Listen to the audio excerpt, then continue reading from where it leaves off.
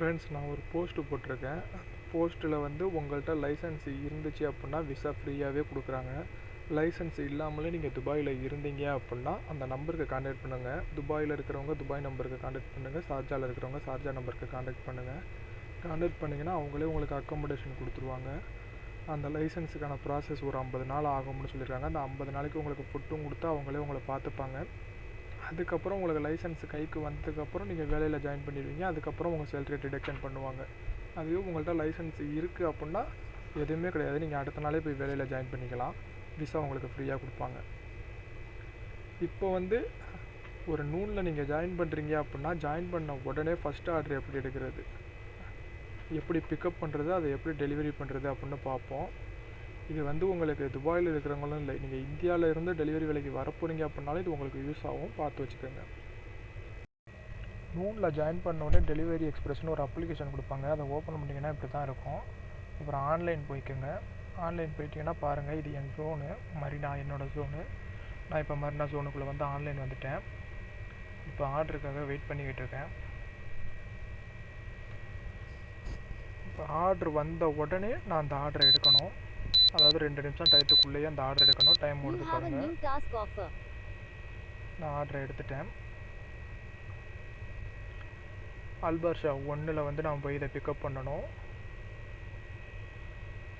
மேப்பை போட்டு பார்ப்பேன் எவ்வளோ தூரம்னு. இங்கே துபாயில் வந்து உங்களுக்கு வாசி இல்லைன்னா 2G இந்த 2 மேப் தான் நல்லாயிருக்கும் யூஸ் பண்ணுறதுக்கு. நான் வாசி தான் பர்சனலாக யூஸ் பண்ணுறேன்.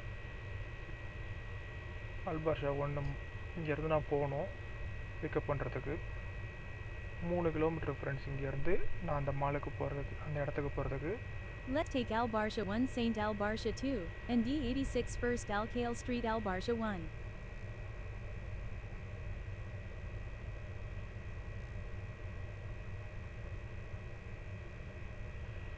ஓகே, நம்ம இப்போ இங்கே வந்தாச்சு. வந்ததுக்கப்புறம் இந்த இடத்துல வந்து மார்க் அரைவல் கொடுத்துப்போம்.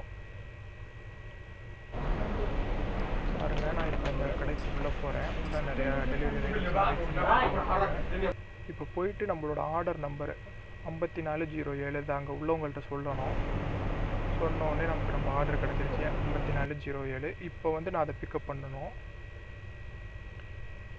ஓகே, பிக்கப் பண்ணிட்டேன். இப்போ வந்து ட்ராப் ஆஃப் லொக்கேஷன் எங்கேன்னு பார்க்கலாம்.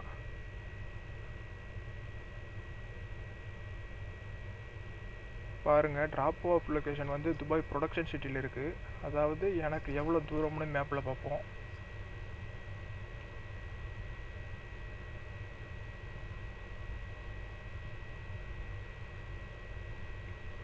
பாருங்கள், எனக்கு இங்கேருந்து 14 கிலோமீட்ரு.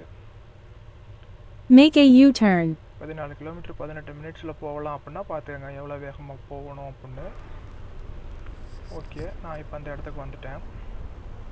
இதுதான் அந்த பில்டிங்கு. பில்டிங்குள்ளே போய் உட்காந்துருக்கேன். கஸ்டமருக்காக வெயிட் பண்ணிட்டு உட்காந்துருக்கேன். கஸ்டமர் வர்றதுக்கு என்னென்னு டிலே ஆகுது. அவ்வளோதான் ஃப்ரெண்ட்ஸ், கஸ்டமர் வந்து வாங்கிட்டு போயிட்டாங்க. இப்போ நம்ம பிக்கப் ட்ராப் ஆஃப் கொடுத்துடணும்.